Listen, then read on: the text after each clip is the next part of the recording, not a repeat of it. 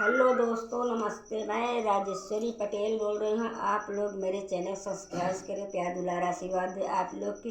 एक प्यारी सी सोहर गीत लेके आई हूँ।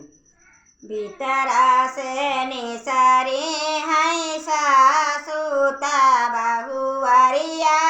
जकाराई बहुअर जकारायो सासु अज मोरे बेटा के बरहिया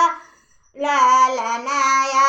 पनरो कतियु बेटा होया पनरो कतियु हो सासु अज मोरे ललन के बरहिया बेटा होया पनरो कतियु बेटा होया पनरो कतियु होया बरे तानी बचन सुनिन आसूता बादल से मानवई लगिन सूरजू से मानवई लगाइयो भगवान घेरी लेतियु का इबादरिया झामक पनिया बरसई झामक पनिया रसई हो बहिनी घेरीली है सिकाली बदरी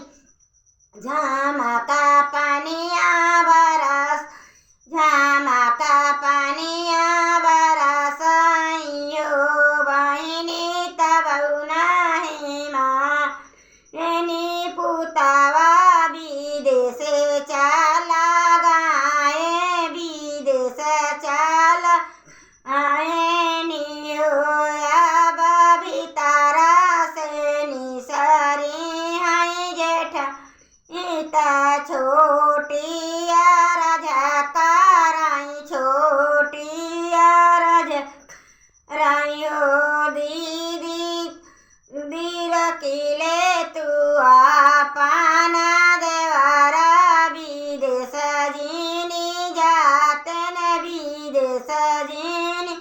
आते नी हो दीदी रखले तू पाना देवारा विदेश जाते न विदेश जीनी जाते नी हो दीदी आज हमारे बेटा के बरहिया देवराया पनरो कतियु देवराया पनरो कतियु होया बैतानी बचन सुनिनी जेठ इता आंधिया तूफान सानी ओना हुआ रजकाराई ओना रजकाराई हो आंधी जा तू आंधिया तूफानिया दे रुकी जाते देवरा रुकी जाते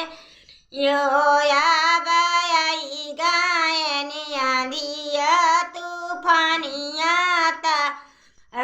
देवर चला गए ता बहु नहीं मानाई हो सखिया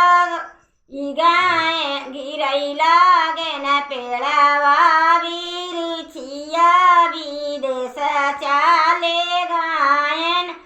विदेश चाले गायनियो भीतरा से निसारी है रानिया पियास हरा झकाराई पियास हरा झकाराई हो पिया मोरे लालन के बरहिया विदेशवा जीनी जाता विदेश अजीनी जाता